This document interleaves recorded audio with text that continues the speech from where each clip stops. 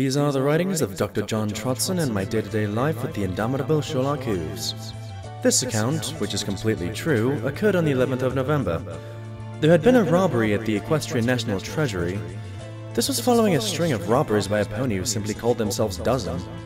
This is because no matter where they happened to steal from, they always took a dozen items. Jewels, gold, priceless paintings, always a dozen, always done without a trace. No hoof prints, no signs of magic. The thefts also always took place on the 12th day of the month. This struck me as odd as the theft had occurred on the 11th. Though this time the Shred was quite sure they'd caught the villain. The problem is, they'd caught 3 ponies, and they had no idea which one it was.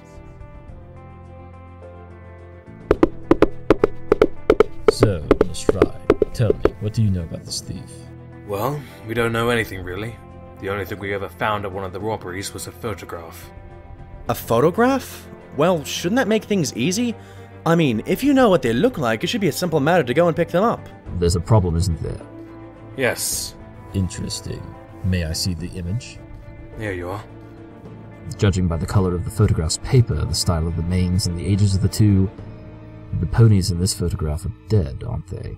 Oh, well, that's not helpful. Shush, Trotson. Everything is helpful. And you say that there are 3 ponies who were in the vault at the time of the theft?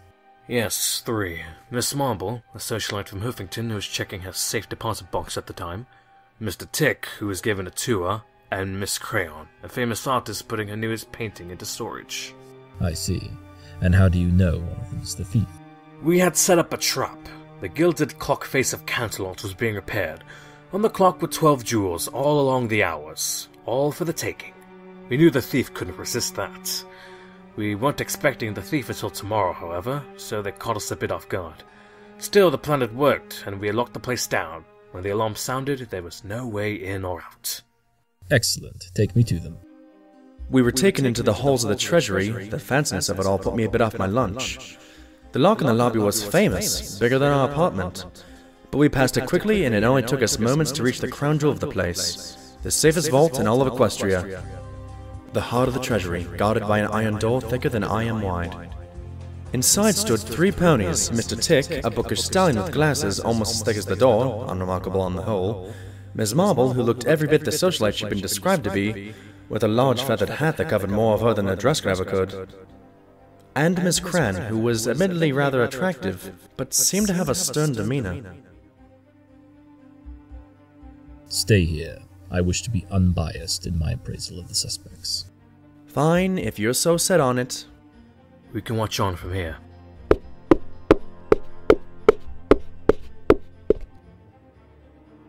May I get out of here now? I have a gallery opening to attend in an hour. I must concur with the lady. I'm behind on several orders at my shop. I simply can't be delayed. Oh, come now, you two. I'm sure they're trying their hardest to get us out of here. Besides, surely finding the culprit is more important? Indeed. Mr. Tick. Yes? Well, that's a lovely watch you have there. Where did you happen to acquire it? Oh, this old thing? Why, I've had it for years. Found it at an old rubbish shop during my travels in Hoofany. So, you have quite the affinity for clocks, do you not? Well, yes. I'm a clockmaker. What else would I like? Wait a moment. You don't think I'm the thief, do you? It couldn't possibly be me. Surely you can see that... Stop talking. You're starting to bore me. Whether you are or aren't the thief is yet to be seen, Mr. Tick, but whether you are innocent or not shall be known very shortly. This is not the sort of thing...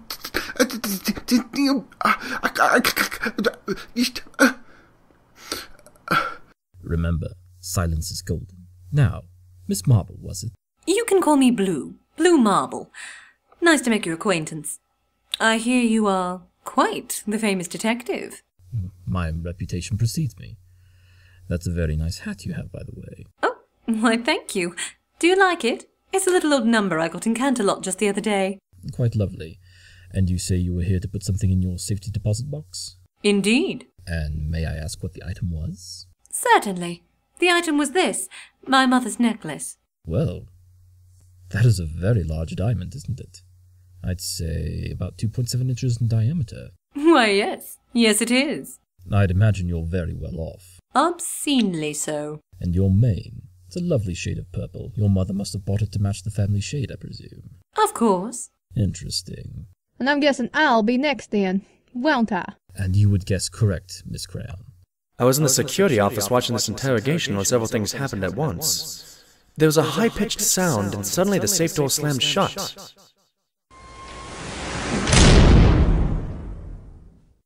What happened? Open it up! I can't! The door's on a sonic switch. Someone tripped it. Calm down, both of you. Sherlock, you can hear us? Yes, mostly due to the fact that one of you is leaning on the intercom. Oh. Lestrade, if I'm correct, this vault has a fail-safe, yes? Yes.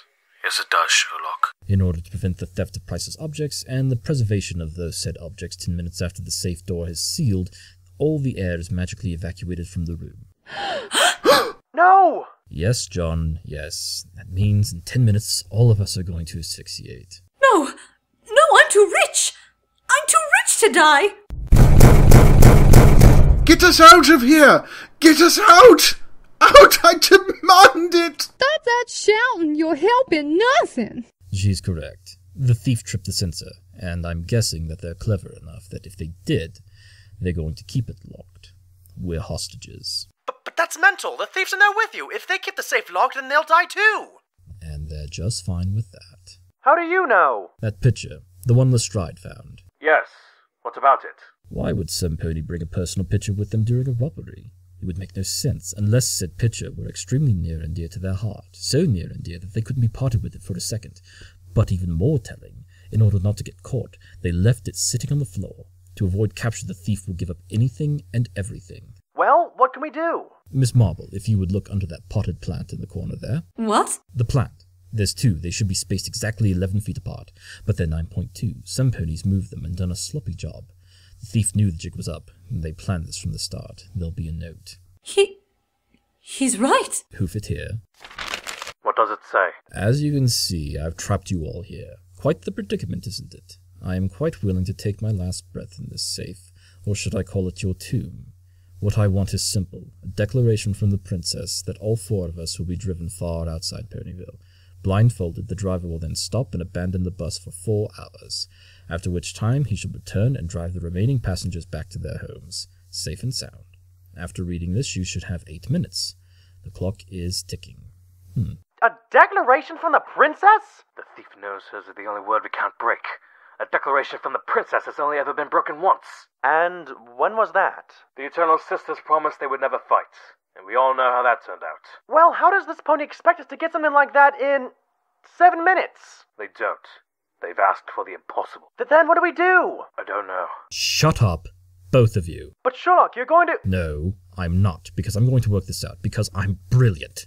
Besides, the answer is obvious. Yes, of course it is. It's Miss Crayon. You were talking with her when the door closed. That was a coincidence, and you bloody well know it. Calm down. I'm sure Mr. Sherlock can get us out of this. He said he knows who's done it. Yes, tell us. Oh, I intend to. What was that? What was what? That noise. I heard it as well, like a ringing. But that's terribly unimportant right now. What is important is this. Why would a thief who only attacks on the 12th day of the month attack on the 11th? Well, I don't know. Thieves don't have much sense, I'd imagine. Oh no, this thief has a lot of sense. Too much, I suspect. They're fastidious, to the point where everything had to be perfect. It would take something very valuable to draw them out early. Something they could not resist, something in this room that was new, something that numbered 12. They were caught because they were sloppy, and they were sloppy because they were rushing, and they were rushing because everything wasn't perfect. They wanted something. Well, the clock, of course.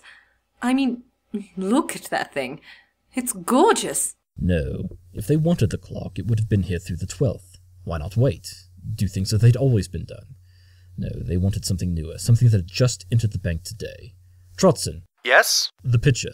Look at it now. Oh, yes. Okay. Give it to me, Lestrade. I've got it. Tell me, what do you notice that's odd about it? Well, nothing really. There's a rather nice-looking mare in it. She's smiling. No, I mean really look. There's something different about her, isn't there? Well, now that you mention it, her ears, they're very pointy. Exactly. But what does that have to do with... Shut up, Mr. Tick, you're the reason we're locked in here.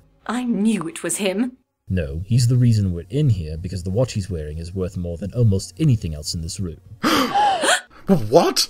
This is a bauble, a trinket from a holiday. I'm a clockmaker. Yes, and the reason you don't know what it is you've got is that it's the only one that was ever made.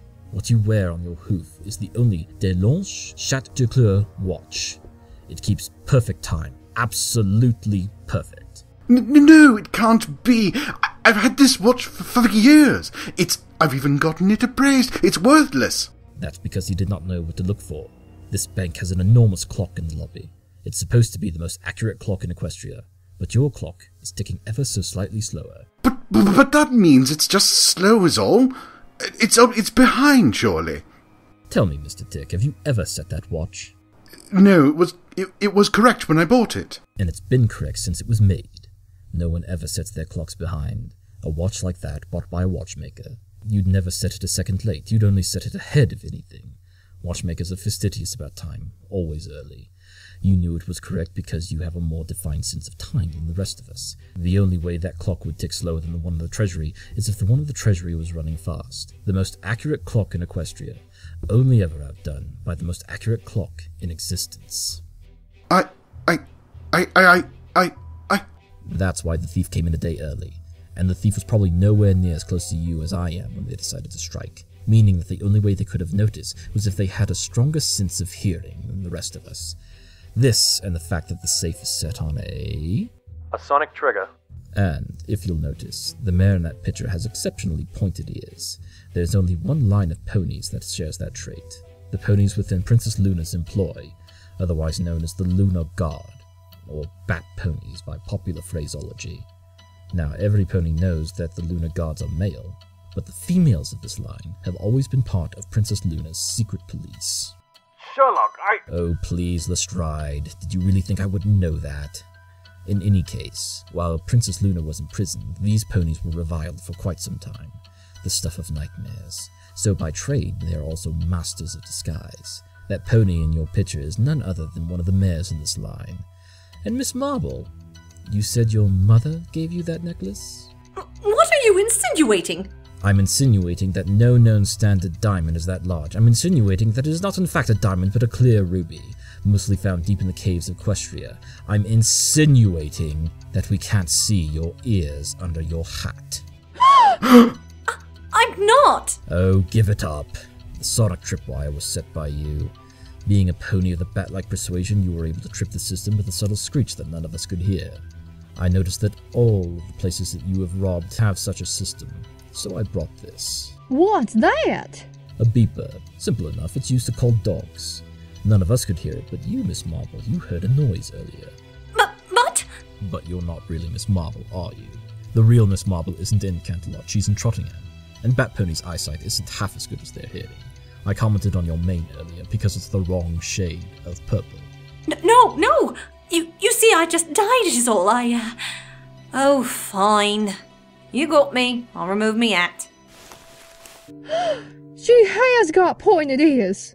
And if you check behind those pretty veneers, you'll find fangs as well. That's probably not even a real coat color. Bat Ponies have an honor above all else, even as thieves. Getting caught isn't an option, is it? No. She would rather give her life than be caught alive. The reason she stole 12 things, 12 Bat Ponies to a wing of guards. It's ingrained in their nature. In death, she could have been found out and gone down in history. But alive, she is simply caught like a rat in a trap. Sherlock? Not now, John. I'm having too much fun. Sherlock, you've got about 60 seconds of air left. Oh. Will she let us out? She has to. Please. I don't want it to end here. Oh, fine. Of course I'll let you out. The jig is up. No point in dying for it now. Thanks, Celestia. The police came and took away the robber. Her real name was something inaudible to ponies. But in a way, she did get what she wanted. The papers talked for weeks about the Batmare, the greatest thief Equestria had ever known. She will go down in history, though she'll spend that history locked up. Sherlock strolled out of the safe, confident as ever. Were you really never worried? Not even for a second. Then why are you sweating? I guess that's a mystery we'll never solve. Now, come along, Trotson. The day's not half over, and I'm sure we'll be needed again soon. Back to Baker Street.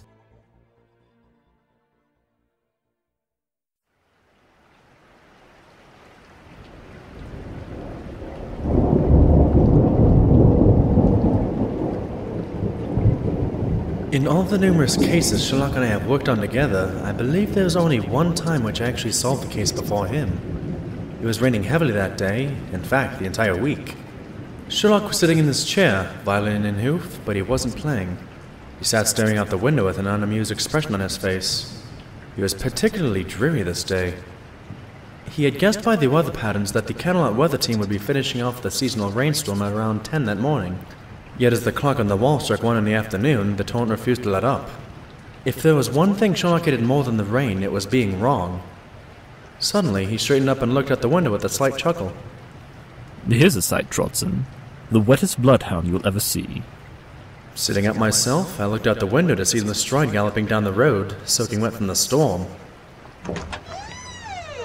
Oh, Inspector, you're soaked. Take off that coat before you catch your death, and get my rugs sopping. Let him up, Mrs. Hudson. The rugs will survive a little water. Inspector, what brings you out on such a... Come with me at once if you want a challenge, Hooves. The crime scene's undisturbed and the suspects are all in a row. Your enthusiasm is uncharacteristically frightening, Lestrade. Oh, nice. I bring you a case I've been praying for and I get insults. What do you mean? A true locked room mystery, Sherlock. Are you serious? I wouldn't have risked getting pneumonia galloping all the way here if I wasn't. Well, interesting. What are the facts? The home of Mr. Anchorage was broken into. Several 100,000 bid notes were stolen from the safe in his study, where all his windows and doors were bolted shut. There are no signs of forced entry, and there are no witnesses. A unicorn thief?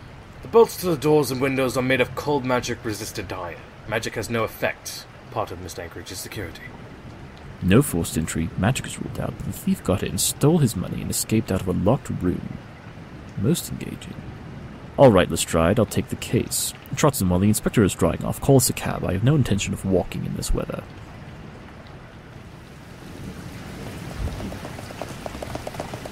Alright, Lestrade, tell me about the victim and his family. Well, Mr. Anchorage is a pretty well-to-do stallion. He owns a trading company that he built from the ground up. Came from more humble beginnings, I would guess. Correct. He started working as a deckhand on a trading ship. Eventually, he ended up with his own small fleet of ships trading across Equestria. Why keep his money in a safe at home? According to Mr. Anchorage, he keeps a small emergency fund on his home for immediate need. Over 100,000 bits is a small fund? Well, when compared to the millions I'm sure he makes on a yearly basis, John. Go on, Lestrade. Well, apparently he's a pretty generous stallion. He gives to charities and pays his staff well. But according to his family, that's all he's generous with. He has 3 sons and a wife, of whom only are given what they need per month. He makes the family live pretty modestly considering how wealthy he is. He says that he keeps things secure for his family's future, but his boys are just saying that he's being stingy. Never having grown up in poverty, they don't understand the value of earning your way through hard work. Well, that's what Mr. Anchorage says, yeah. According to him, there are trust funds in all their names, but they first have to use their talents to make a living of their own like he did. Then the trust will be open to them to use as they like. He says that it will give them a better appreciation for the money when they get it. Makes sense to me. Indeed. The sons, what do they do? You don't want to know what they were doing during the robbery? In time, Lestrade. Just answer the question. Fine. The eldest, Rook, is a cadet for the Royal Guard. The middle, Palette Brush, is a painter. And the youngest, Vector, is a student at Canterlot University, an aspiring mathematician. And what were the alibis during the robbery? According to them, in each of their rooms, and before you ask, Sherlock, my team's already searched each of their rooms and found nothing. And I am so confident in your team, Lestrade. Additionally, Mr. Anchorage is the only one with the key to his private study, and he always keeps it locked.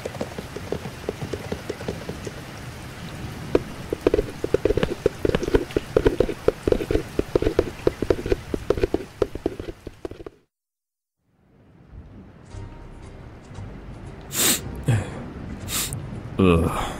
Does Mr. Anchorage own a cat, Lestrade? Oh, right. I forgot to mention that. Yeah, there's about a dozen of them. Apparently, he and his wife met because of their love for them. Oh, for Celestia's sake. Sherlock, are you feeling alright? Have you caught something? No, John, I'm allergic to members of the feline species. I try to avoid cases that involve them, but sometimes it's unavoidable. Are you going to be able to do this, Sherlock? Are you sure you can do this? Your eyes are very red. Can you see clearly? I can see clear enough, John, so you can stop waving your hoof in my face. Regardless of his allergies, Sherlock conducted his investigation by looking around the room at any and all details, as per usual. I did my own looking out of habit, being around my friend for so long. The study was fairly standard, a little modest as well. Everything that was there was more practical than flashy. A writing desk, and next to it a bookshelf filled with books, scrolls, and paper.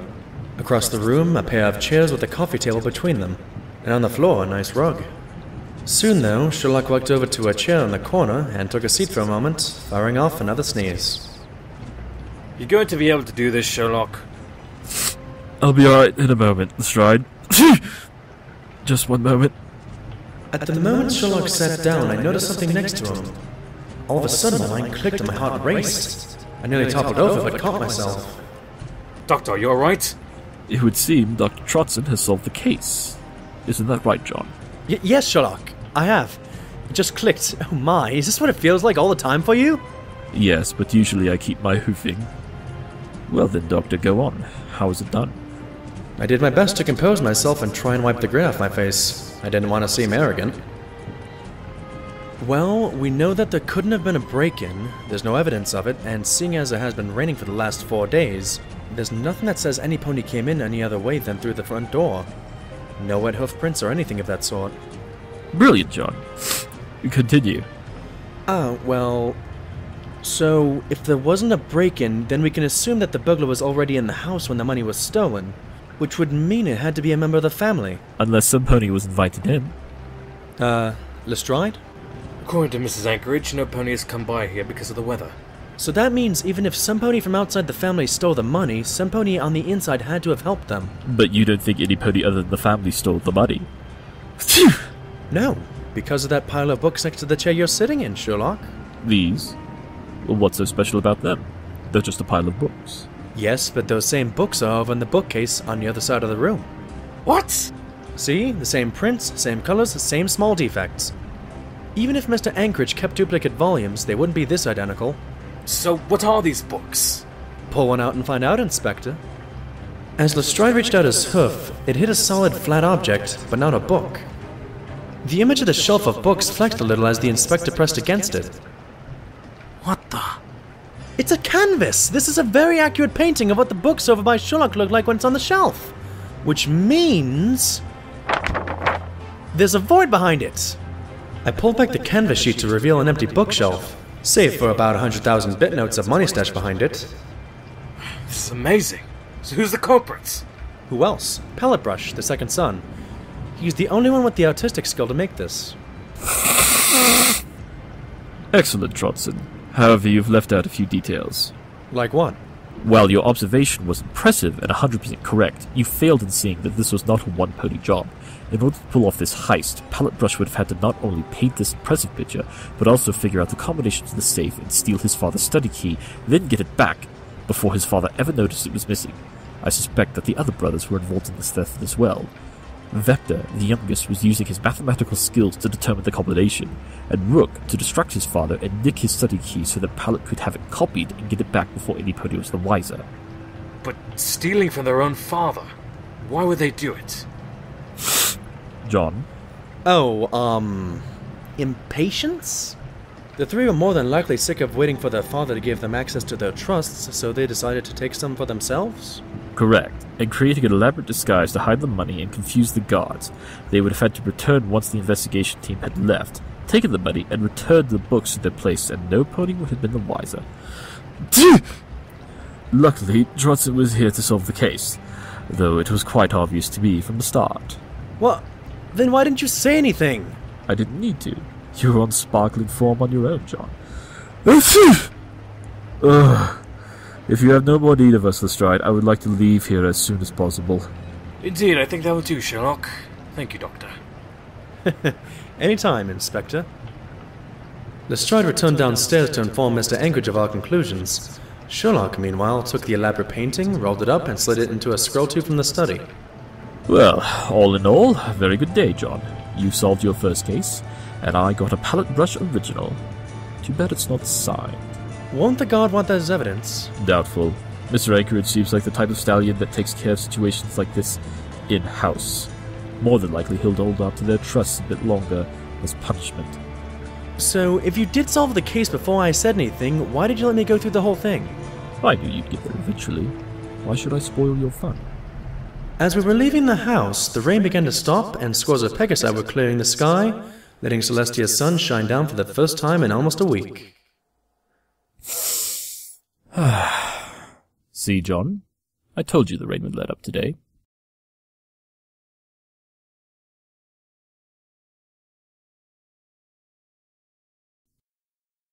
In this account, the ever-curious Sherlock Hooves had came upon what at first seemed like a completely clean crime, and the ultimate incoming, which I find amusing, if for no other reason than that the answer was achieved through his enjoyable discomfort. Oh look, it's the freak and his buddy. He prefers companion, thank you. Or friend. Friend works too. Either way, there's no point in you two being down here. The crime scene's clean as it gets. Some pony broke in last night, forcing the old shop doors open by hoof, despite it being locked. So it must have been some pony strong, but that really isn't much of a clue. Strangely though, there were no hoof prints anywhere in the store or on the door, so clearly they were wearing gloves over their hooves.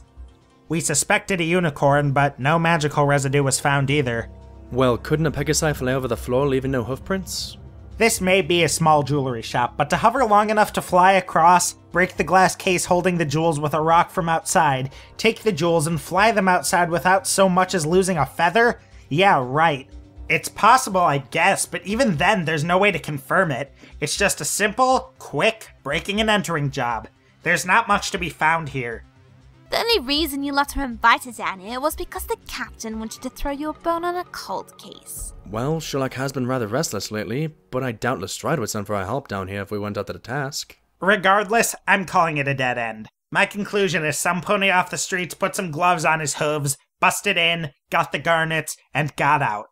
Well, if that's your conclusion, Bunsen, then it can't be the case. Hey! Quiet! You know how much your voice distracts from the intelligence of the room.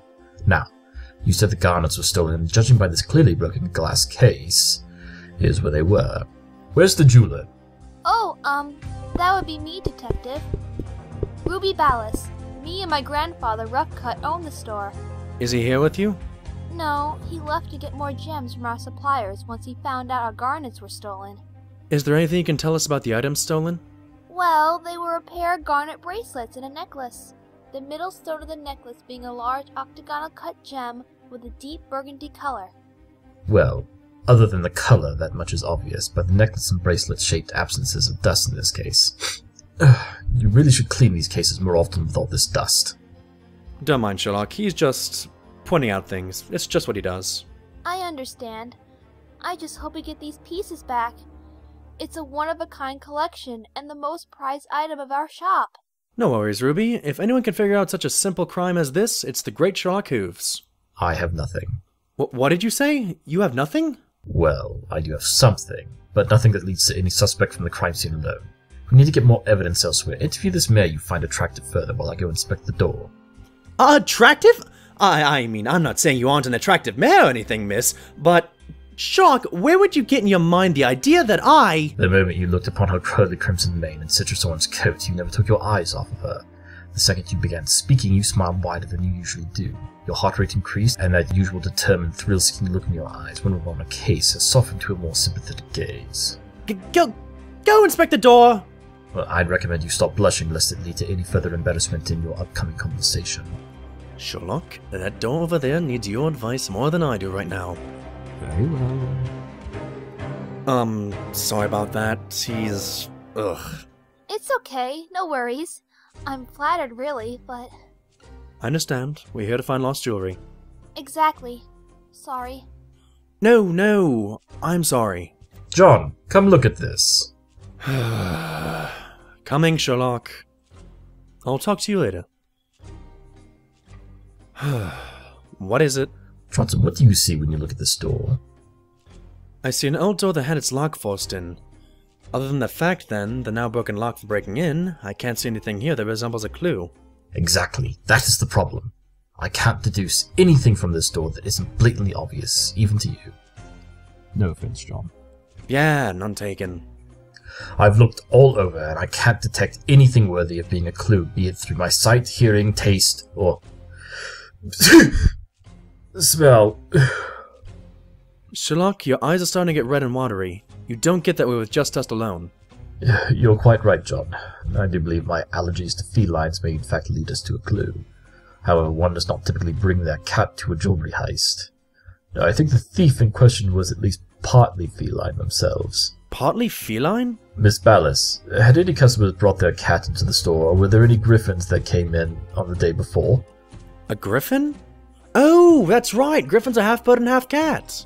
No cats, but there was indeed a griffin in here the day of the theft.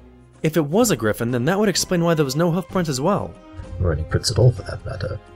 If it is indeed a griffin, then they could fly across the floor easily. Go tell Bunsen his, well, they wouldn't have dropped a feather theory is utterly invalid, would you?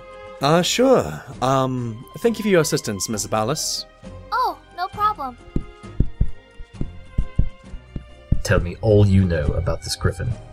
Well, he came in and saw the garnets in their cases and asked about them.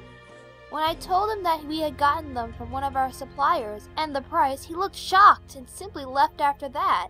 I thought he was shocked by the price. Perhaps it was the price, or perhaps it was something else entirely.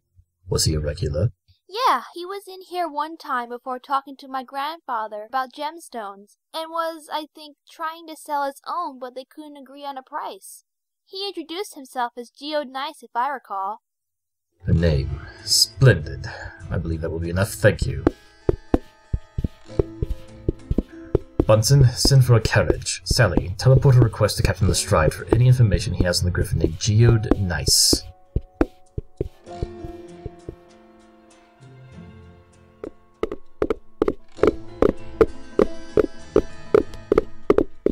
Alright, according to real estate records, this is Geode's house, just within the city limits.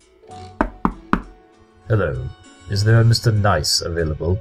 Yeah? Who is it?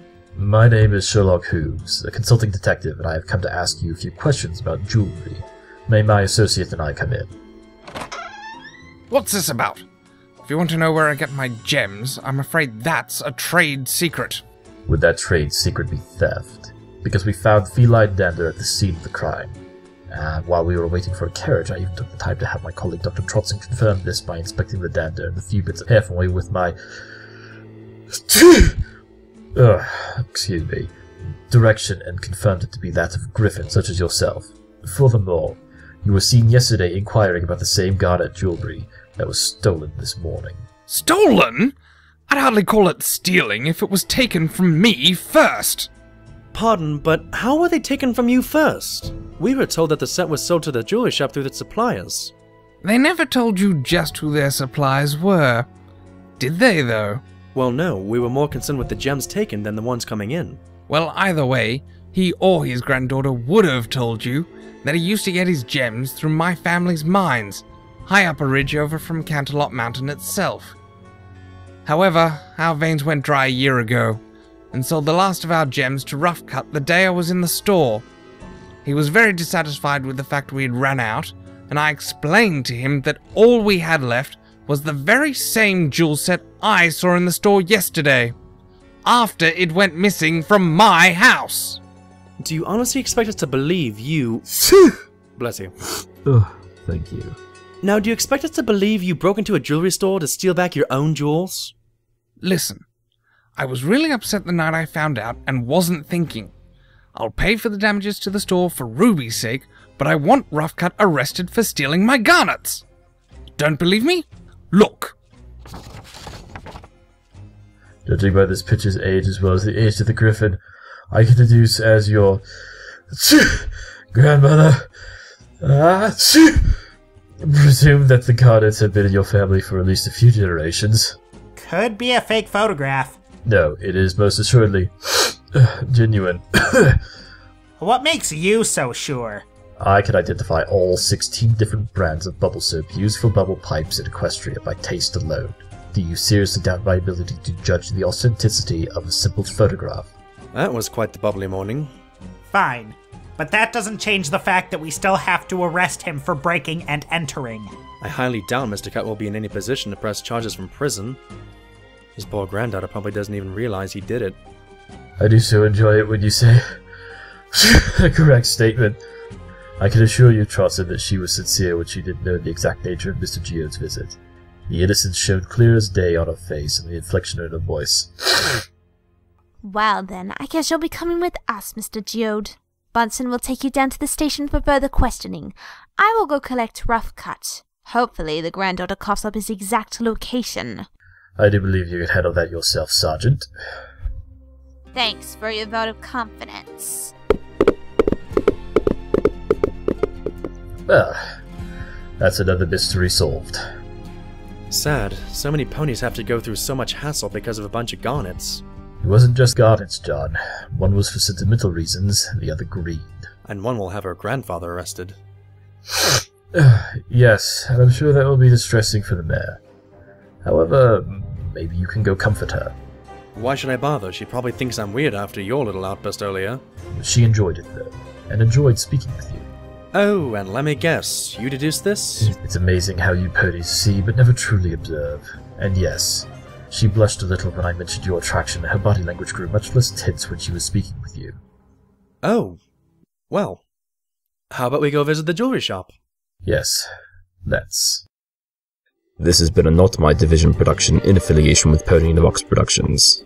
You have been listening to The Casefiles of Sherlock Hooves Volume 1, starring Shirley as the voice of Sherlock Hooves. And Justa Dirama as the voice of Dr. Trotson, with City Mike as Inspector Lestrade. In The Banker's Dozen, Ms. Cran was played by the Fangirl, Mr. Tick by Hirathgar, and Ms. Marble by Tenkage. The script was written by Squeak, with sound editing by Lightning Blast, and original music by Auron Rift and Pinnoink. In The Doctor's Case, Mrs. Hudson was played by Hannah Kay, based on The Doctor's Case by Stephen King, script adapted by Shirley. Wait, you wrote this? Yes. Why? Does that surprise you? I suppose nothing should surprise me anymore. Anyway, the script was adapted by Shirley, with audio editing by Trademark. In The Griffin's Garnet, Ruby Ballas was played by Kate Bug, Geode by Doc Hoodie, Sally Shields by Starry Flame, and Bunsen by Shimcat. The script was written by Codemaster C, with audio edited by Sonic Ring 123 Dubs, all other media used under the Fair Use Doctrine, and belongs to all original creators and artists. My Little Pony Friendship is Magic is property of Hasbro, and The Adventures of Sherlock Holmes are credited to Sir Arthur Conan Doyle and the Doyle Foundation. See you next episode.